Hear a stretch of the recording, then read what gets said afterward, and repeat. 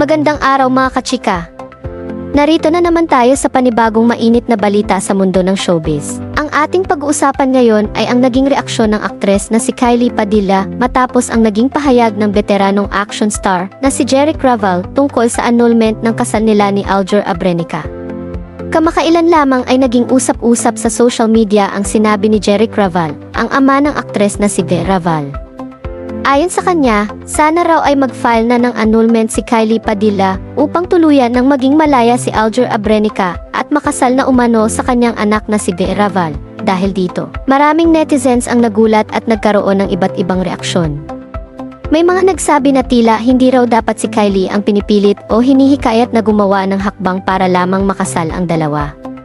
Samantala, mayroon din namang nagsabing baka nais lamang ni Jeric Raval na maging maayos at malinaw na ang sitwasyon ng relasyon ng kanyang anak. Pero ano nga ba ang naging reaksyon ni Kylie Padilla sa pahayag na ito?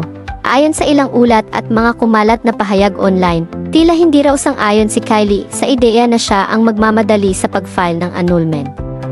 Para sa aktres, hindi raw niya responsibilidad na madaliin ang prosesong iyon, lalo na kung hindi naman iyon ang kanyang personal na desisyon sa ngayon. Ipinahiwatig din umano ni Kylie na kung may ganitong usapin tungkol sa annulment, mas nararapat daw na manggaling mismo kay Aljur ang hakbang.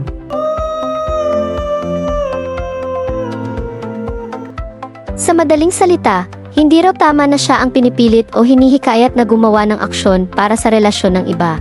Kung matatandaan, ikinasal sina Kylie Padilla at Aljur Abrenica noong taong 2018.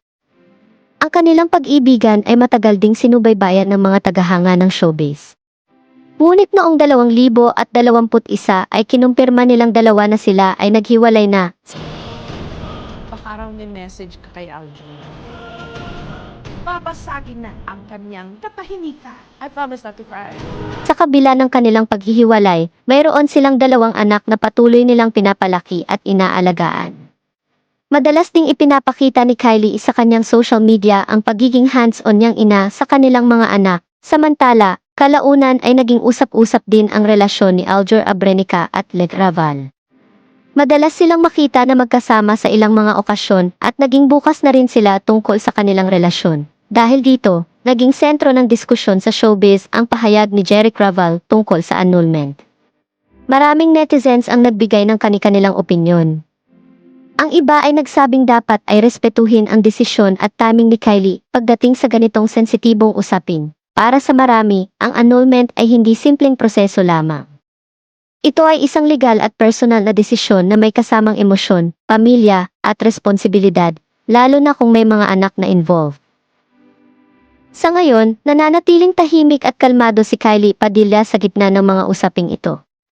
Mas nakatuon umano siya sa kanyang mga anak, sa kanyang career, at sa kanyang personal na kapayapaan, at tulad ng sinasabi ng marami sa showbiz. Minsan, mas pinipili ng ilang artista na huwag na lamang palakihin ang issue, at hayaan na lamang ang panahon ang maglinaw sa lahat ng bagay. Mga kachika, ano naman ang inyong masasabi sa isyung ito? Sa tingin ba ninyo ay tama lamang na si Kylie ang magdesisyon kung kailan o kung magfa-file ba siya ng annulment?